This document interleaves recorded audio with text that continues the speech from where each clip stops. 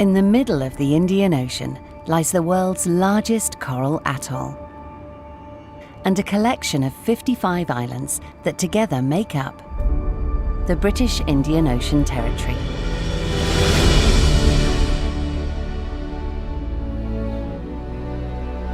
Covering an area of 250,000 square miles. It is home to some species found nowhere else on the planet. It's a globally important site for migratory animals and has some of the most pristine coral reefs anywhere in the world.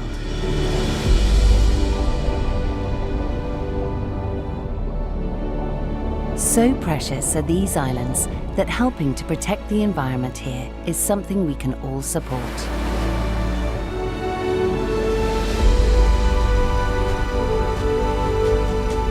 As a visitor, we invite you to help preserve these islands and unlock their natural secrets.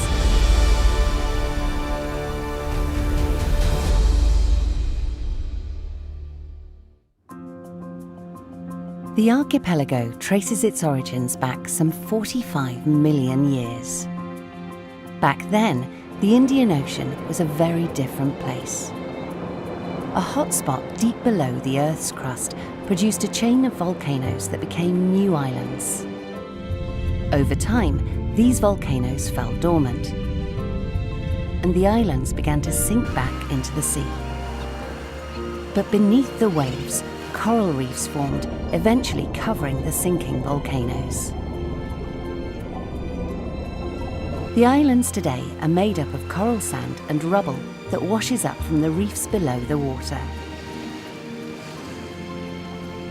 Seashells are also scattered among the rocky debris. One creature likes to use these shells as their home. The hermit crab.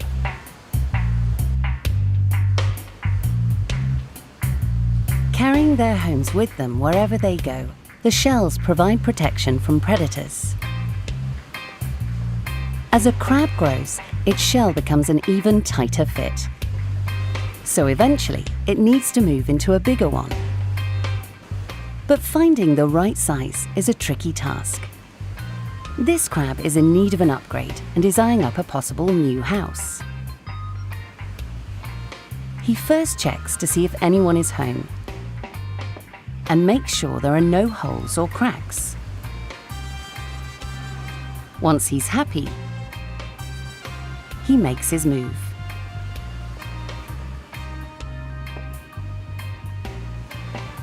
It's a little large, but he'll soon grow into it.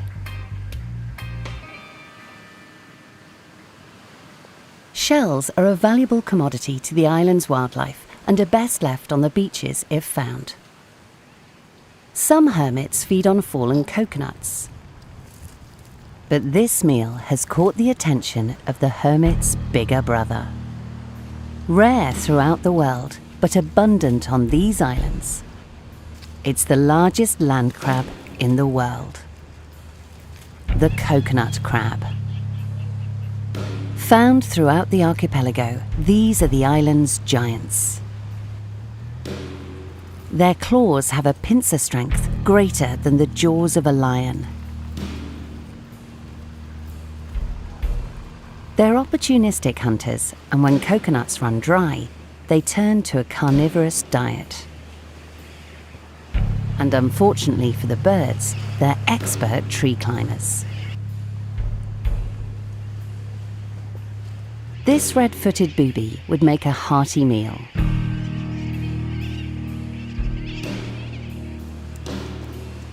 But at 3 feet from claw to claw, the crab's great size eventually gives itself away.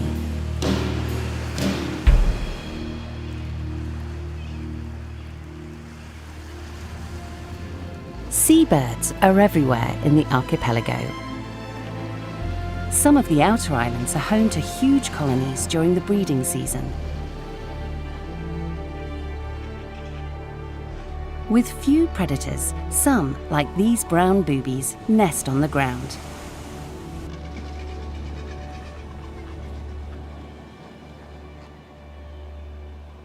frigates and redfoots tend to make their nests in the trees. As mating season approaches, the island's beaches become packed with terns. With competition high, finding a partner can sometimes be problematic. To attract a mate, sooty terns bow their heads. This pair seem to have matched and are edging closer to each other.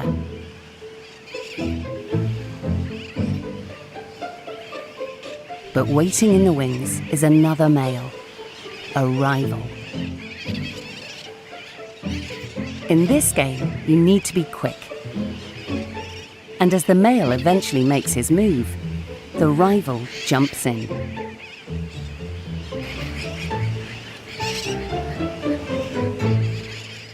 This male will have to find another mate.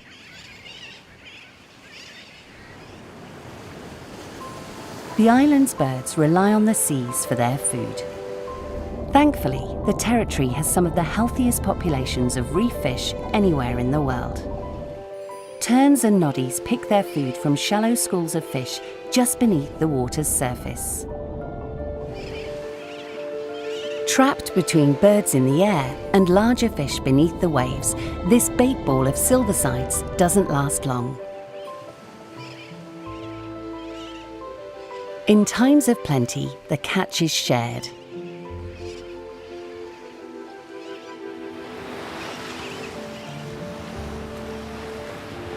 Birds like these terns would struggle to survive if it wasn't for the bountiful reefs that fringe the islands. Life on land here is intrinsically linked to life in the oceans. No animal proves this connection more than the island's moray eels. As the tide drops, morays slither into exposed rock pools in search of a meal. Grapsus crabs know not to get too close to the water's edge. Leaping from rock to rock, the water is a dangerous place for a crab. Yet the island's morays have developed an ingenious trick. Climbing out of the water, they flush the crabs out of their hiding places.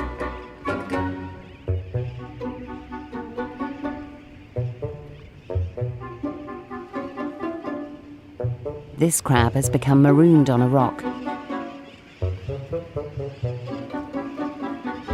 and it's too far to jump to safety.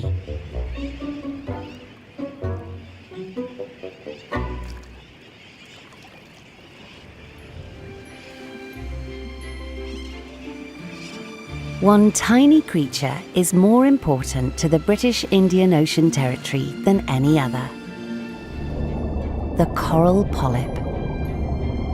Capturing energy from the sun and driving the entire food chain, every species on the atoll, from the minute to the massive, owes their existence here to the reef. Coral polyps are the building blocks of the reef and grow alongside each other to form magnificent structures. Hard corals with limestone skeletons can grow in this manner for hundreds of years. They provide refuge for marine creatures and are a nursery for juvenile fish. A healthy reef supports large predators and endangered species like the green turtle. The best place to see green turtles is at Turtle Cove, at the southern tip of Diego Garcia. Here, juveniles flit between lagoons and feed on algae. The archipelago is a globally important nesting site for these animals, and in an ongoing effort to better understand them, scientists are always on the lookout for personnel to help with research. Nestor Guzman is the island's natural resource manager and has been working on Diego Garcia for over 20 years. Good morning, everyone. The reason why we're here today is just help me do the survey. This is what we're doing is a long-term monitoring of sea turtles. These are considered as endangered species. So Today we're doing this 1.3 miles of the shoreline, walking and looking for some nests. Every other Friday morning, Nestor and his team of volunteers walk a stretch of the beach to record turtle tracks on the island's shores. The tracks have been left by turtles that lay their eggs on the beach. So we found one! Yay, yay! So this one is about 2 days old. What I do is measure the diameter from here to here. Oh man, this is huge turtle! The pattern of this track tells Nestor that this was a green turtle. This one is where the turtle came up. Because you see, for green turtles, it's simultaneous both. The turtles climb to the back of the beach and lay their eggs under the bushes. Green turtles are endangered worldwide, so Nestor and his team are keen to help them in any way they can.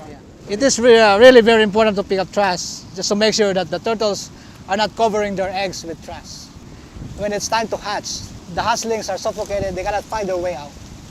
The survivability rate is 85% here. To cover this with trash, it might be less than 50%. Most of this will die. Nearly all of this trash has floated in from other countries. It's travelled thousands of miles across the open ocean and washed up onto the territory's beaches. So on our way back, because we're done with the turtle stuff, we'll do a small beach cleanup.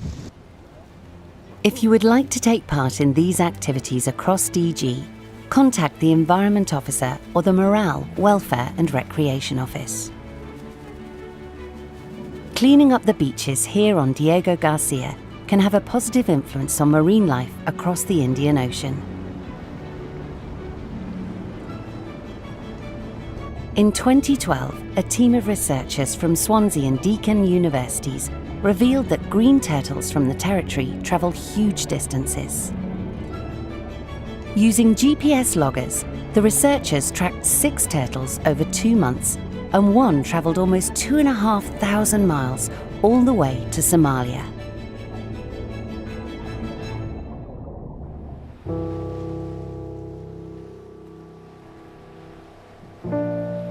Before the 1700s, the British Indian Ocean Territory was completely uninhabited. Today, some of the smaller islands are still untouched.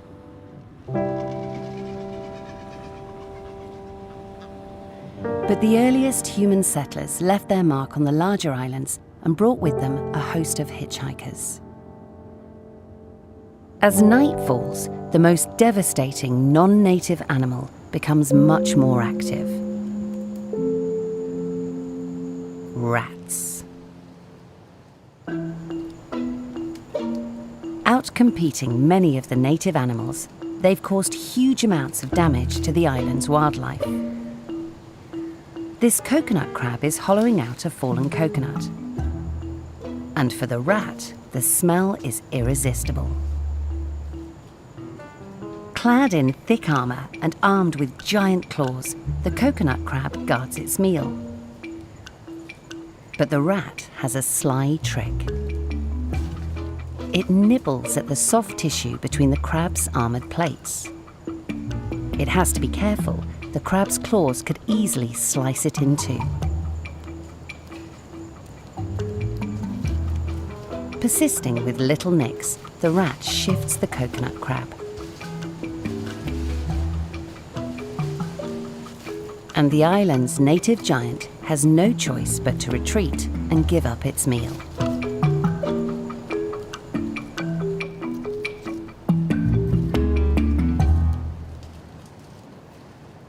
Rats have also had a terrible impact on the island's bird life. Feeding on eggs and small chicks, ground-nesting seabirds were the first victims. The rats also made it into the trees and almost pushed the colonies to extinction. Today, environmental teams on Diego Garcia are trying to keep the rat population in check. It's a constant battle, but on one island, there are signs of hope. In 2014, scientists working on Île Vache Marine completely removed all of the non-native rats. This little island is now taking its first steps towards recovery. Nesting birds have returned and the colonies are beginning to grow. Yet invasive species are not just a thing of the past. Non-native seeds or pests can unintentionally be brought into Diego Garcia through the passenger terminal. Hello, is this your bag? Hi, yes it is. And did you pack it yourself? I did, yes. The British Indian Ocean Territory is a unique place. If you see anything on the islands that you think might not belong in the Indian Ocean, please inform the Environment Officer or the Natural Resources team in the Public Works Department. Thank you. When the first human settlers arrived, the islands were covered in giant hardwoods. Some of these trees were centuries old and provided a refuge for nesting birds. The early settlers cut back these native trees to make way for coconut plantations. Despite their reputation as the quintessential desert island plant, some islands still have far more coconut trees than they should. Coconut trees are really not good for biodiversity and biot. The birds find it really hard to land and nest in the trees, so you get really quiet forests underneath the coconut palms, whereas in the native forests they're much noisier and there's lots of bird activity. At the southern end of Diego Garcia, there's a new project to rehabilitate the forests and return them to their former glory.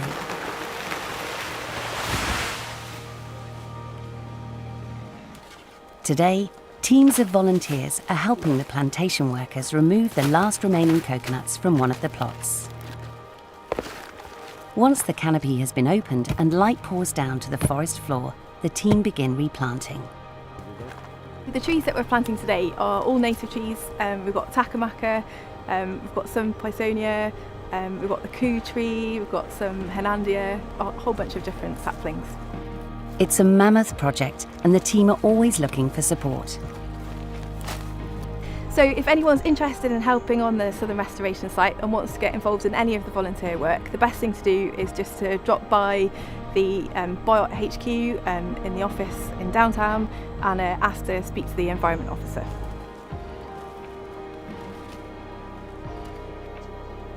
The Southern Restoration Project is also home to a nature trail. These paths meander through the forest and offer a glimpse into the past, when the ancient hardwood forests filled the archipelago.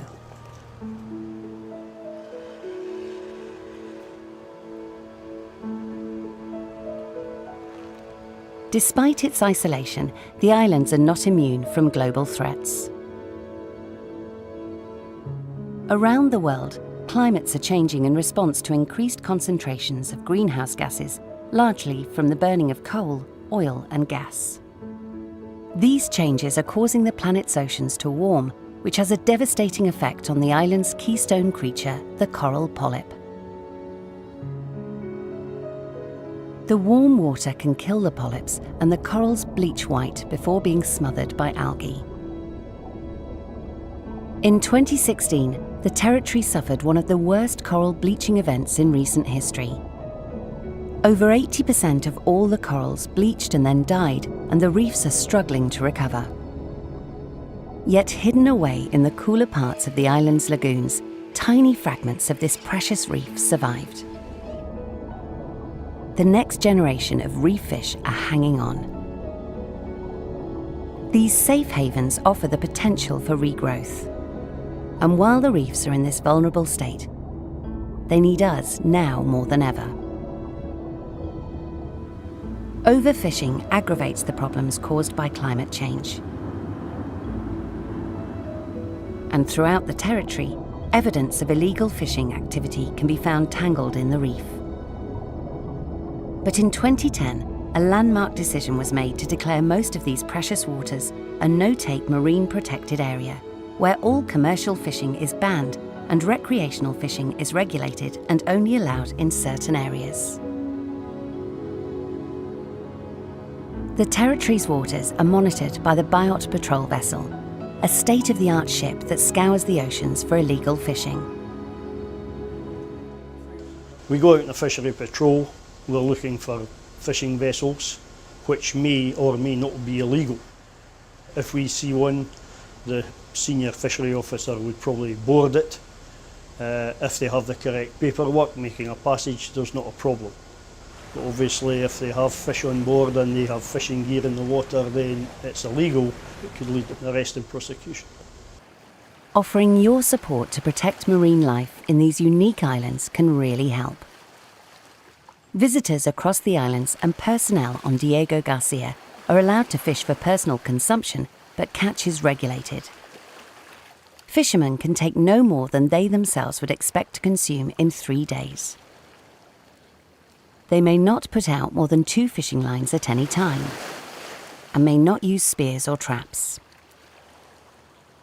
Fishermen are also requested to report their catches so that researchers can monitor our impact on these precious coral reefs.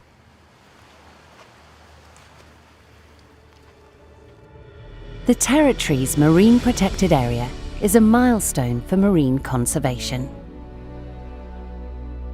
Its reefs are in a fragile state, but with help from the people that live on Diego Garcia and the continued efforts of the island's patrol teams, we can help to increase the chance of recovery.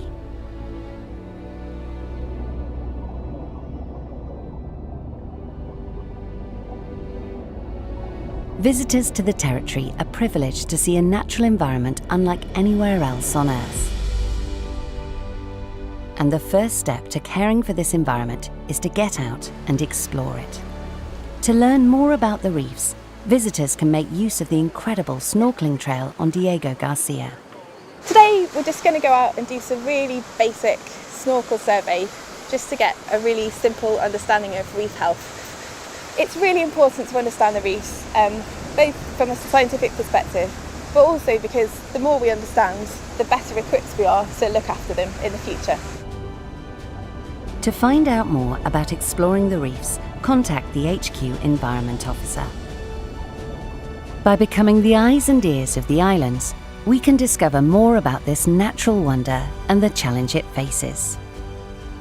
We can all play our part in helping to protect the unique wildlife here in the British Indian Ocean Territory.